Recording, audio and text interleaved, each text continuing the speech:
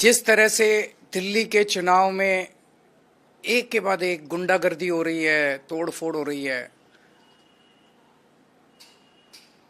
सभी दिल्ली नहीं देश के लोग ये समझने की कोशिश कर रहे हैं कि सारी गुंडागर्दी का सोर्स क्या है। एक प्रश्न जो सब लोग पूछ रहे हैं और सब लोगों के मन में है वो ये है कि इस देश का सबसे बड़ा गुंडा कौन है। सबके मन में ये प्रश्न है कि इस देश का सबसे बड़ा गुंडा कौन है, जहां से सारी गुंडई बह रही है। हमने देखा पिछले कुछ दिनों में किस तरह से लोगों के ऊपर हमले किए जा रहे हैं, आम आदमी पार्टी के कार्यकर्ताओं पे हमले किए जा रहे हैं, जनता को धमकियां दी जा रही हैं, खुलेआम जनता को धमकी दी जा रही है कि बीजेपी में आ जाओ नहीं तो ये कर देंगे वो कर देंगे। खुलेआम मारपीट हो रही है, हमले हो रहे हैं, हिंसा हो रही है और बगल में पुलिस वाले खड़े होकर देख रहे हैं। पुलिस हेल्पलेस है, पुलिस लाचार है, पुलिस बेसहारा है, वो कुछ कर नहीं पा रही है। ऐसा नहीं कि वो करना नहीं चाहते हैं। जब बगल में खड़े हुए पुलिस वाले से कुछ लोग पूछते हैं कि आप कुछ कर क्यों नहीं रहे, बोले जी ऊपर से आदेश है। तो वो कौन गुंडा है जिसके सामने दिल्ली पुलिस थरथराती है? वो कौन गुंडा है जिसके सामने दिल्ली पुलिस लाचार है? वो कौन गुंडा है जिससे दिल्ली पुलिस डरती है? कल की घटना है कि पहली बार ऐसा हुआ होगा कि किसी चुनाव के दौरान पत्रकारों पर इस तरह से खुलेआम हमले किए गए। कल दिल्ली के अंदर मेरे ख्याल से 7 पत्रकारों के ऊपर हमले किए गए। एक का सर फोड़ दिया, सारी रात उनको थाने में गिरफ्तार करके रखा। जिन लोगों ने हमला किया उनको भगा दिया गया और जो पत्रकार उसे कवर करने गए थे उन पत्रकारों को गिरफ्तार किया गया। उनके साथ गुंडों ने मारपीट की। ये कोई किसी रिमोट विलेज की घटना नहीं है, ये संसद से 1 किलोमीटर दूरी के ऊपर हुआ। ये सुप्रीम कोर्ट से 1 किलोमीटर की दूरी के ऊपर हुआ। ये इलेक्शन कमीशन से 1 किलोमीटर की दूरी पे हुआ। तो इस देश का वो कौन गुंडा है, वो कौन गुंडों का सरदार है जिसको देश के सारे गुंडे रिपोर्ट करते हैं? जनता पूछ रही है कि वो कौन गुंडा है जिसे किसी संस्था का डर नहीं है, देश की सर्वोच्च संस्थाओं का डर नहीं है उस गुंडे को। इस चुनाव के दौरान महिलाओं के ऊपर हमले हो रहे हैं। इस चुनाव के दौरान महिलाओं को नहीं बख्शा जा रहा। महिला कार्यकर्ता जो डोर टू डोर जा रही हैं उनके ऊपर हमले हो रहे हैं।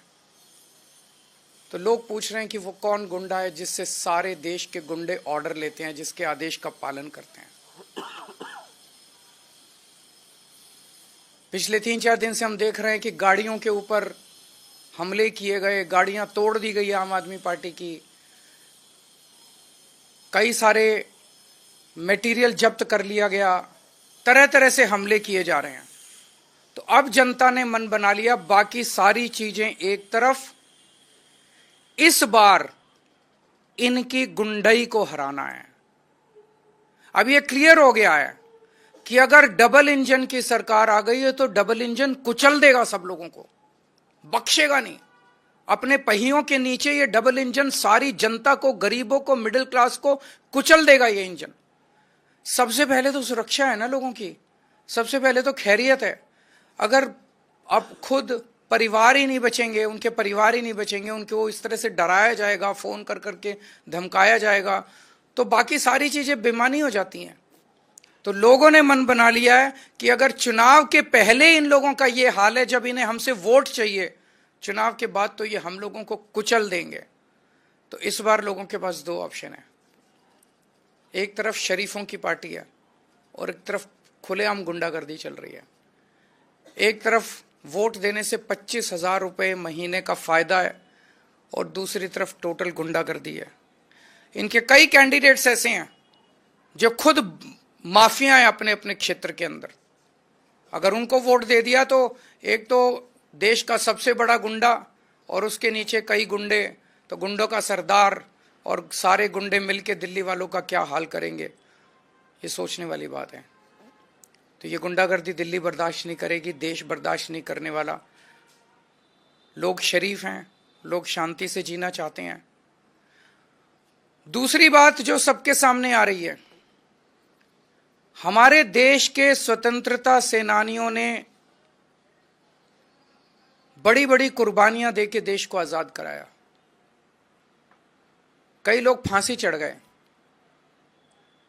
वो इसलिए फांसी चढ़े थे कि देश में जनतंत्र होगा, देश में चुनाव कराए जाएंगे, चुनाव में जनता वोट डालेगी और वोट डाल के अपनी सरकार चुनेगी।